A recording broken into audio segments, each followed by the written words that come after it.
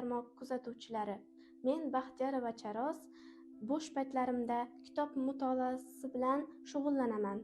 Men bugun sizlarga mening sevimli asarlarimdan biri Xudoyberdi To'xtaboyevning Quyonlar saltanati sarguzasht romani haqida gapirib bermoqchiman.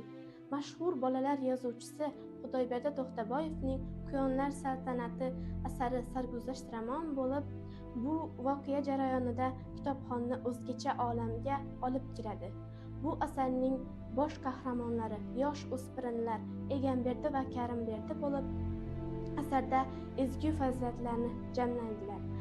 Romanning asosiy g'oyasi esa birdamlik, ahillik, halollik, do'stlik targ'ib qilinadi.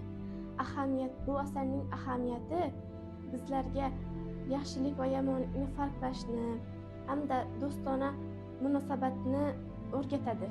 Sizlarga tavsiyam, bu asarni albatta sevib o'qing.